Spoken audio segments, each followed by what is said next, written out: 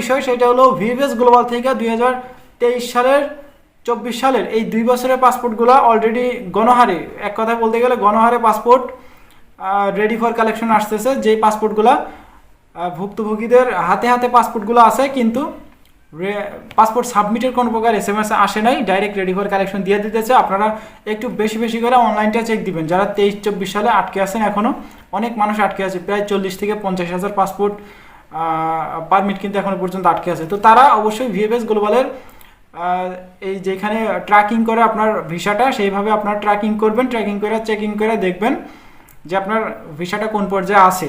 তো আপনি ওইখানে দেখবেন যদি ভিসাটা রিজেক্ট করে দেয়, ডাইরেক্ট রেডি ফর কালেকশন চলে আসবে।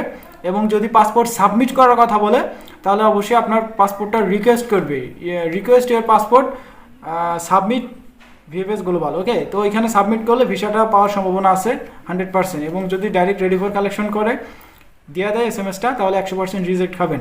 আচ্ছা, এইরকমই বেশ কয়েকটা পাসপোর্ট গতকাল রেডি ফর কালেকশন আসছে। এটা ছিল 2023 সালের 10 মাস 26 তারিখ 2023 সালের 22 নম্বর সিরিয়াল।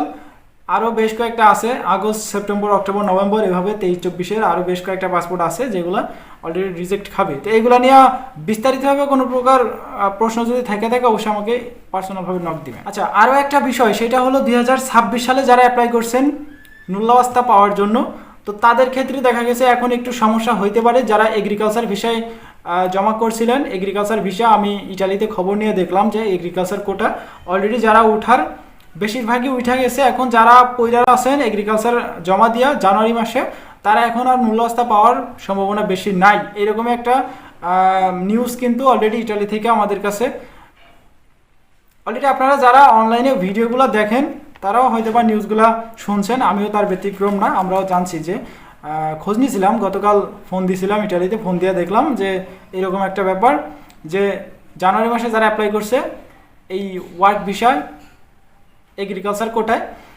তারা যারা নুল্লাওয়াস্তা পাওয়ার পাওয়া গেছে, আর বেশ কয়েকটা দিবে, কিন্তু আরও কয়েকদিন পরে, এরপরে স্পন্সার দিবে, ডোমেস্টিক আছে এগুলা দিবে। তো এইভাবে আর অল্প কিছু পাসপোর্ট দিয়ে সব কিছু কিন্তু শেষ করে দিবে যারা জানুয়ারি ফেব্রুয়ারি মাসে অ্যাপ্লাইটা করছেন। আচ্ছা, এগুলো নিয়ে প্যারা নেওয়ার দরকার নেই। আবার সামনের দিক থেকে আরও একটা ক্লিক ডে আসতেছে, সেখানে আপনারা আবার অ্যাপ্লাই করতে পারবেন।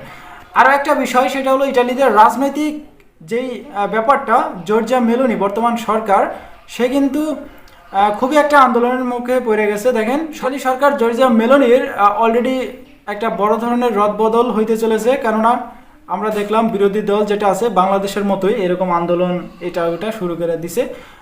অলরেডি কিন্তু 2 শীর্ষ নেতা তাদের কিন্তু পদত্যাগ হয়ে গেছে। এবং মেলোনি সরকার, জর্জিয়া মেলোনি, সে কিন্তু কঠোর অবস্থানে আছেন। এখন কি হবে সামনের দিক থেকে বলা যাইতেছে না। আর এই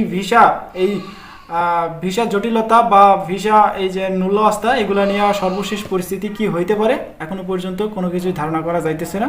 তো অবশ্যই আপনারা চ্যানেলে ভিডিওগুলো দেখবেন, ভিডিওর মাধ্যমে আপনাদেরকে পরবর্তীতে আপডেটের মাধ্যমে সব কিছু জানানো হবে। তো এই ছিল আজকের ভিডিও। দেখা হচ্ছে নেক্সট একটা ছোটোখাটো ইনফরমেশন ভিডিওতে। ততক্ষণ পর্যন্ত আপনারা সুস্থ থাকবেন, ভালো থাকবেন।